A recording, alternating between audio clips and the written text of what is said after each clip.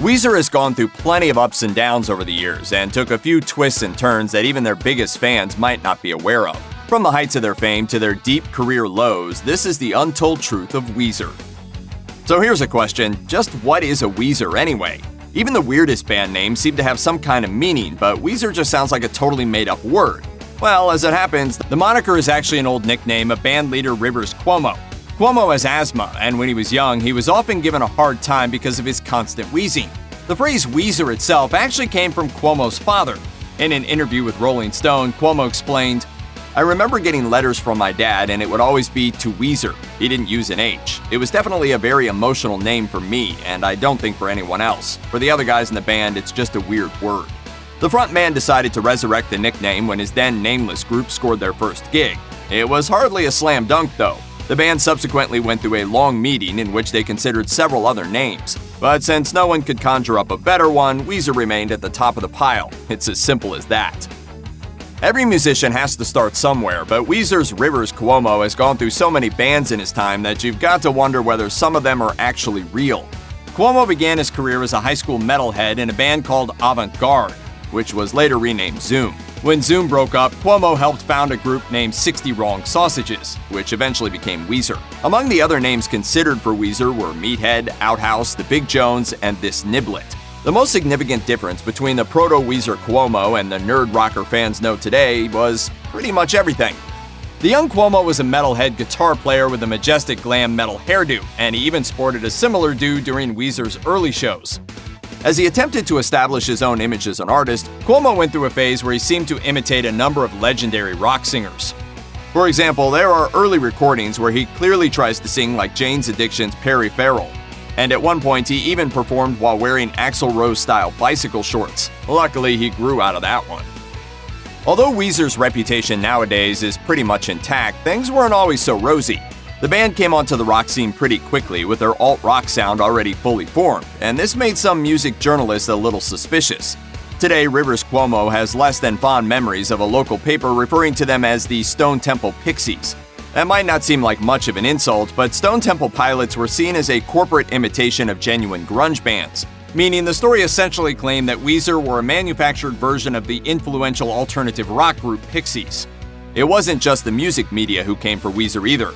Other alt-rock groups such as Pavement and Urge Overkill tended to assume that the group's lack of legitimately independent releases and their fast rise to fame meant they were basically an indie version of the Monkees. The Monkees, of course, were notorious for being thought of as a heavily manufactured imitation of the Beatles. But Weezer wasn't a brand, and the band's success wasn't the result of fine-tuning by record company executives. They simply didn't have time to hone their sound in nameless obscurity before a perfect storm occurred, in which everything appeared to go their way. Cuomo reinvented himself into a hit-writing machine in an incredibly short amount of time, and everything else just clicked into place. So when their debut album hit, it hit hard. That's all that happened. In a weird way, Weezer As You Know It was brought to you by none other than Keanu Reeves. Whoa. The band's first gig was in 1992, and they played as part of the lineup with Reeves' band Dogstar. Sadly, it wasn't a particularly glamorous concert, as Weezer were booked as the closeout act after Dogstar, but hey, it's still something. The Dogstar gig, which took place in Raji's Bar and Rib Shack on Hollywood Boulevard, was a very Keanu type of place. It was a laid-back, impromptu show, and Weezer pretty much lucked into the lineup.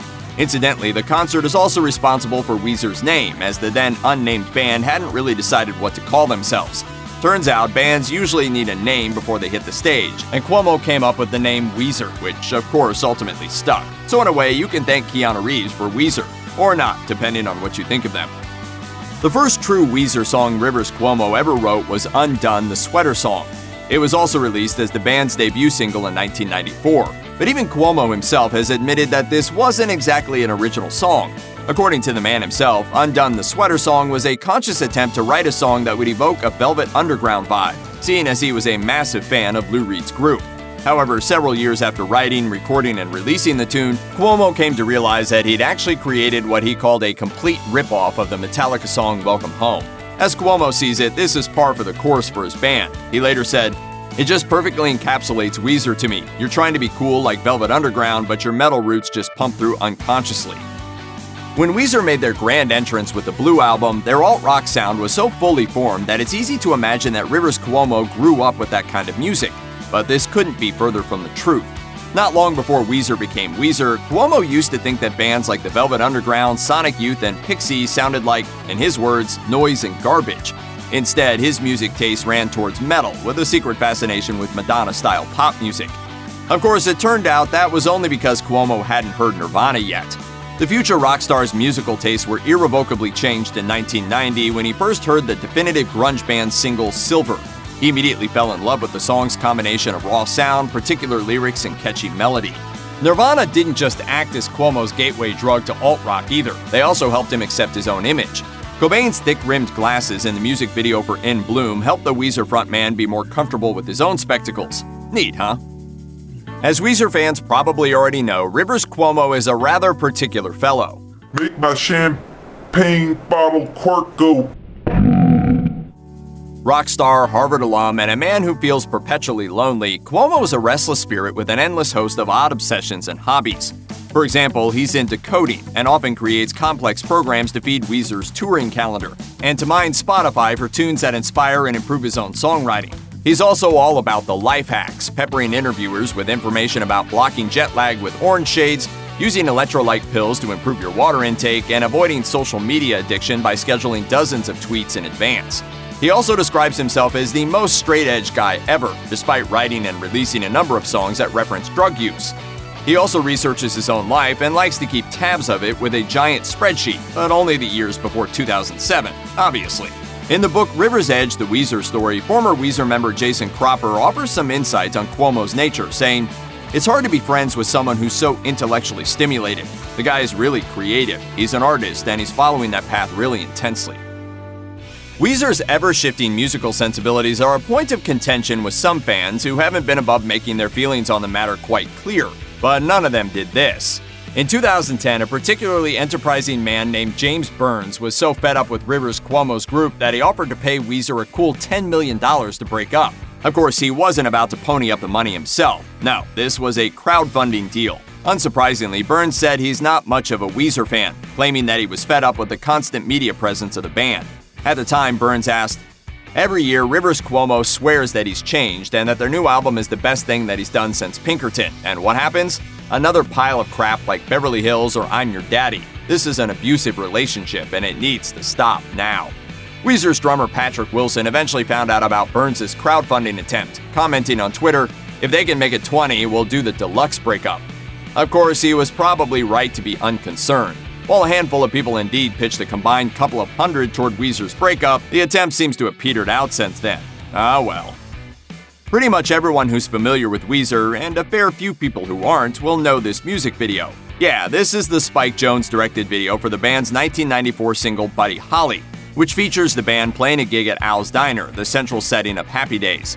The video, along with the fact that Buddy Holly is an incredibly catchy song, played a large part in propelling Weezer to fame. But that just makes it all the more surprising that Rivers Cuomo really wanted to leave it off the Blue Album. According to Rolling Stone, Cuomo harbored doubts about Buddy Holly because he felt it was little more than a cheesy novelty song.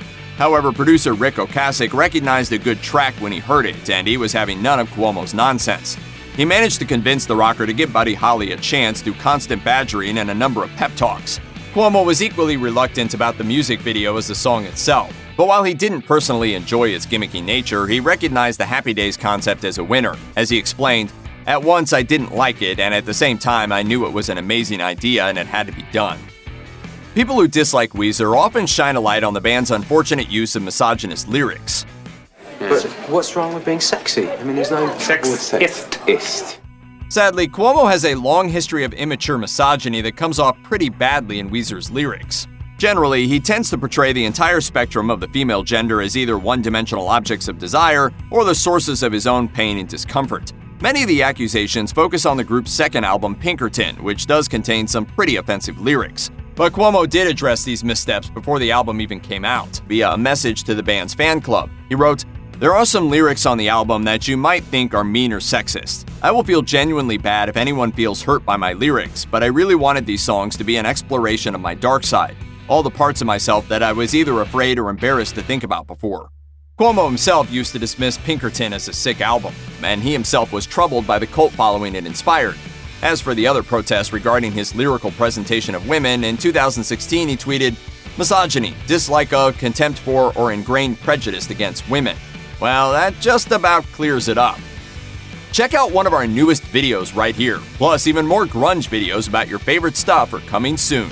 Subscribe to our YouTube channel and hit the bell so you don't miss a single one.